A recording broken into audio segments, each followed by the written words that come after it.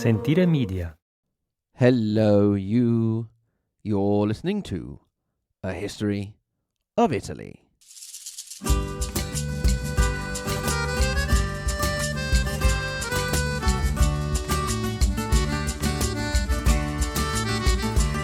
Special Republic Day 2024 episode. E non posso più accucciarmi e così ritorno su. Lascio i colli nelle valli tra due salici piangenti. Io ritrovo la speranza di un amore che ormai fu.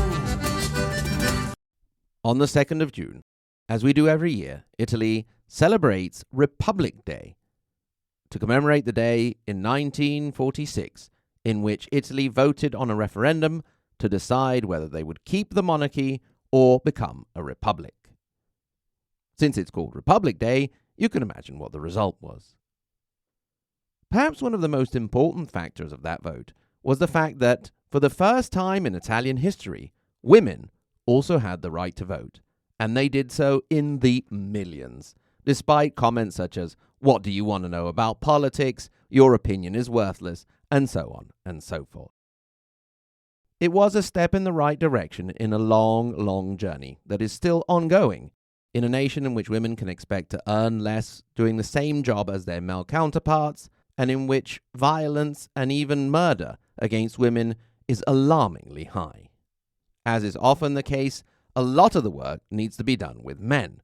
Women should not be forced to live in fear of violence and having to find ways to protect themselves. The issue of women's rights is masterfully represented in a 2023 Italian film, C'è ancora domani. There is Still Tomorrow, by director Paola Cortellesi, who is also the protagonist of the film, and I very strongly recommend it. If you don't fancy watching it in Italian with subtitles, I know that a certain Italian-American, Stefani Germanotta, has acquired the rights. Stefani Germanotta, of course, also known as Lady Gaga. So to celebrate Republic Day once again, and the strides still being made for the rights of women, we are releasing this brushed-up version of an old episode to tell the story of that first Republic Day in 1946. On the eve of the 8th of May, 1946, Italian Communist Party leader and Justice Minister Palmiro Togliatti had a lot on his mind. I imagine that politicians always do, but Italy after the Second World War was a place that could weigh heavy on most people's minds. The country was just one accident during a strike, an ex-fascist meeting a sticky end, or one arrest away from escalating into a potential civil war. The weapons the anti-fascist resistance fighters had used during the last months of the war hadn't just disappeared. They were hidden away, buried in haylofts or up in the mountains, just waiting for a reason to be used. Despite the complicated situation, however, there was one thing that Togliatti was pretty sure would go his way, and that was the upcoming referendum on the 2nd of June, in which the country would decide if it would remain a monarchy under King Victor Emmanuel III of Savoy or become a republic. Togliatti was sure that the image of the king was far too tarnished for the Italians to want to keep him around. After all, was it not he who had basically allowed Mussolini and his fascists to take over the country? He was sure that in the days following the vote, the Repubblica Italiana, the Republic of Italy, would be formed. After all, the major parties, the Christian Democrats, the Socialists and Communists, and, of course, the Republicans, were in favor. The only exception. Then, on the 9th of May, 1946, King Victor Emmanuel III abdicated in favor of his son, Umberto, who became Umberto II.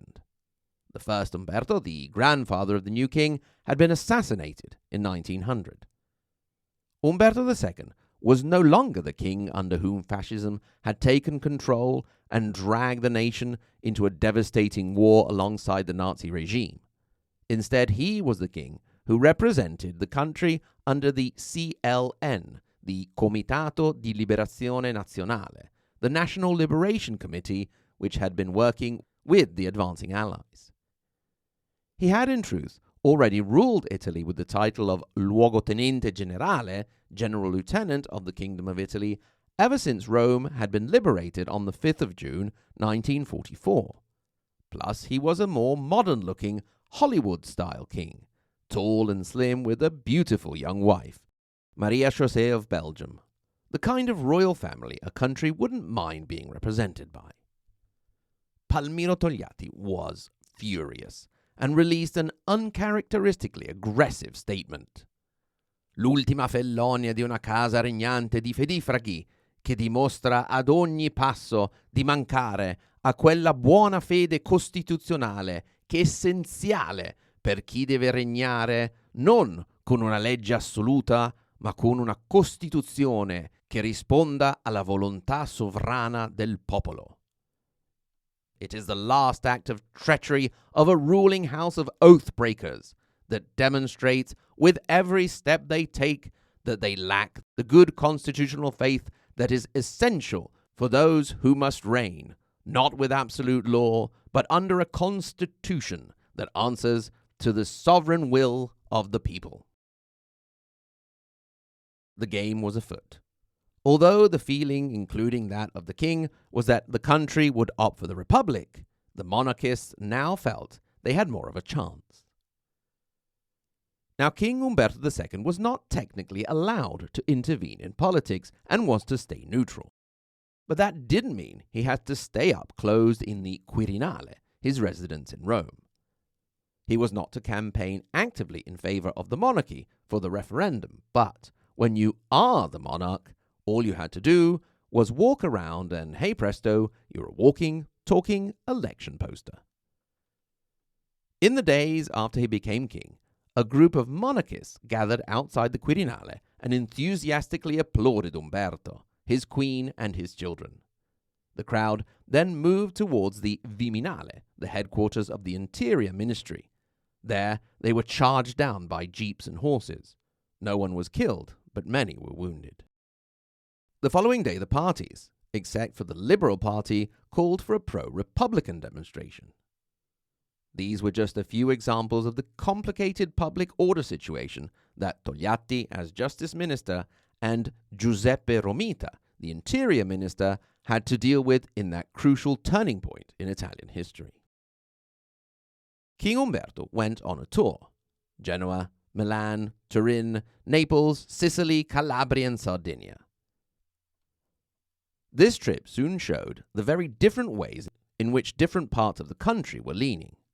In the south, he was greeted with cheering and enthusiasm, while in the north, with cold indifference and even hostility, with the occasional booing. Despite the high tension, there was no actual violence. This does not mean that everything in the country was quiet in general. Indeed, groups of bandits roamed the land, not only in the south, and killing of ex-fascists was very common. Furthermore, left-wing pro-republican activists were opposed in the south, while pro-monarchy activists hanging posters in the north were harassed. In the lead-up to the election, Interior Minister Romita hardly left the ministry. He would dine there with the head of the police and the carabinieri, as well as his wife, who would bring him clean clothes. The building was turned into a fortress, surrounded by jeeps, armored trucks, soldiers on horseback, and chevaux de frise. It seemed that the feared civil war could become a reality. Despite the warlike scenario and the tension, the 2nd of June came and went without accidents. The Italians voted. They were not only voting for the referendum, but also to form the Costituente, the first parliament of the new era that would have the task of setting out a constitution. King Umberto II voted, and as was his duty, he remained neutral, putting in a blank ballot in both votes. Now, all they had to do was wait. As the results started to come in on the night between the 3rd and the 4th of June, Giuseppe Romita, Interior Minister and staunch Republican, started to despair. The monarchy was winning. He did not inform anyone except the Prime Minister, Alcide de Gasperi, who in turn informed the office of the king, who started to hope again. No one else was informed, also to maintain the public order. For a night and a day, in the hearts and minds of those in the know, Italy would remain a monarchy. Then, during the night between the 4th and the 5th of June, the votes of the North started to come in. The votes for the Republic quickly overtook those for the monarchy. On the 5th of June in the morning, the newspapers were still cautious with their headlines, but by lunchtime, when the special editions came out, they were declaring for the Republic. The votes were clear. 10,718,502 for the monarchy, 45.73%, and 12,718,641 for the Republic, 54.27%. As if anyone had actually needed it, the vote was further proof of the North-South divide. All of the provinces of the South, except for Latina and Trapani, resulted in a majority for the monarchy, and in the North, everywhere except for Cuneo voted in majority for the Republic. The situation of the Prime Minister's party, the Christian Democrats, was particularly interesting. The party was officially for the Republic. The Catholic Church, the inspiration behind the party, was officially neutral. However, with a series of local priests working on people's opinions, of the around 8 million Christian Democrat voters, 6 million ended up voting for the monarchy. A taste of the political subterfuge which was to characterize all of Republican history, and show that the Church still has influence in our country. The announcement by the government on the 5th of June was not the official announcement. Indeed, the final word on the matter was up to the Supreme Court, who would give the official announcement on the 10th of June. In any case, the 6th of June, while the world celebrated the second anniversary of the D-Day landings, Umberto II sent his family away to Naples to board a ship to then go into exile in Portugal.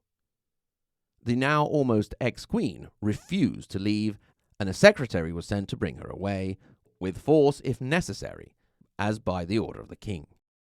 At this point, it was just a question of waiting for the 10th of June, when the Supreme Court would meet and make the result official. Easy, right? Everyone just sit back, chillax, and enjoy the victory or accept the defeat. It was just a question of formalities now, right? Wrong. A day later, a group of legal experts pointed out that the referendum had been set up with conflicting rules. It was not clear if the winning side simply had to get one more vote than the losing side, or if they also had to reach a quorum of 50% plus one of the total registered voters. There were two problems here. One, the Interior Minister Romita hadn't said anything about the blank or null votes that would make up the total, and, to make matters worse, it seems they had already been destroyed. The monarchist and the king himself held on to this with a determination like my daughter used to have when we had to drag her away to have a shower. Tensions began to rise again. When the 10th finally came, the head judge, Giuseppe Pagano, after announcing the results, went on to declare that the court would meet again to discuss appeals that had since arisen. This was a further hope for the king and his camp to hold on to. And hold on he did, for dear life. On the 11th of June, tensions began to rise even further, and the government began to fear that the king would declare them disbanded and nominate a new government, something he had the power to do under the existing pre-republic rules. On the 12th, skirmishes in Naples between monarchists and police left 2 officers and 9 protesters dead. Prime Minister de Gasperi decided to act. He declared himself the new head of state, thus substituting the king and acting upon the results of the election as certified by the court on the 10th of June. The king now had 2 choices. He could either accept the fait accompli or oppose the government and risk civil war. King Umberto II chose the former. He said goodbye to his staff and made his way to the Ciampino airport and took a plane to join his family in exile in Portugal.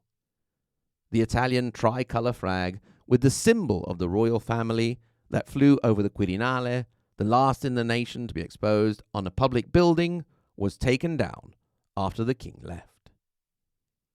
The House of Savoy, over 1,000 years old and one of the oldest in Europe, would not be allowed back into Italy until the 10th of November 2010. Italy no longer had a king. The Republic was born, and that Republic had a president.